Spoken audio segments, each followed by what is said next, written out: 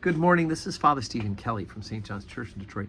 We're continuing our series of daily morning meditations where we generally look at one or another of the lessons that are assigned for morning or evening prayer, what is known as the Daily Office Lectionary.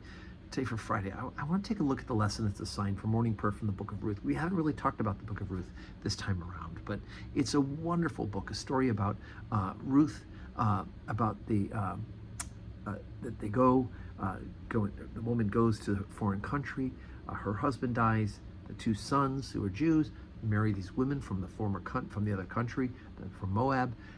Their husbands die. The mom comes back.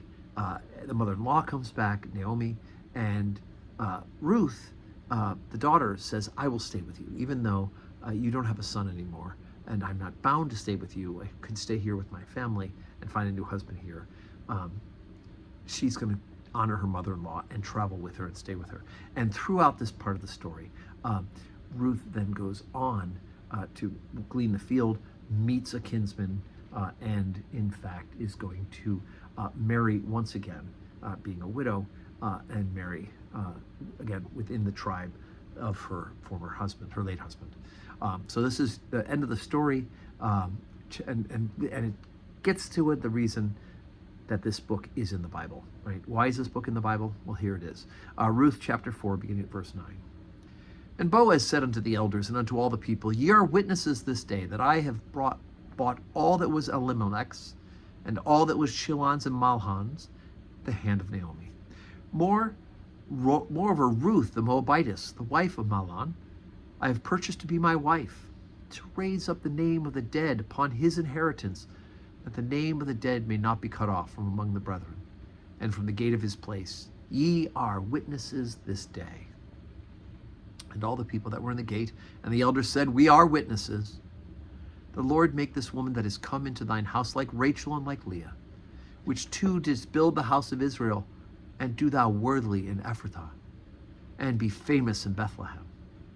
And let thy house be like the house of Pharez, whom Tamar bore unto Judah, and of the seed which the Lord shall give thee of this young woman." So Boaz took Ruth, and she was his wife. And when he went into her, the Lord gave her conception, and she bare a son. Now the women said unto Naomi, Blessed be the Lord, which hath not left thee this day without a kinsman, that his name may be famous in Israel.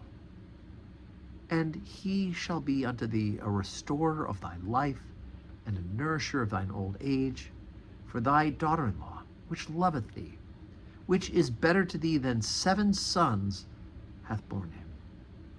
And Naomi took the child and laid it in her bosom, and became a nurse unto it. And the women, her neighbors, gave it a name, saying, There is a son born to Naomi. And they called his name Obed.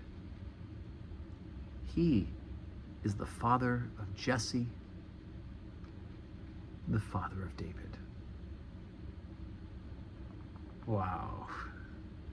So, in this story, we hear about the lineage of David, and who will ultimately be the great promise to be an heir to David's throne forever, Jesus Christ.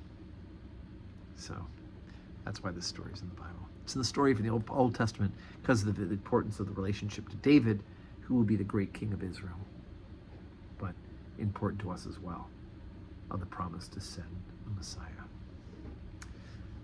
So today's Friday, no public worship here at St. John's today, but let's pray for each other, and may God grant you a Friday that is full of blessings.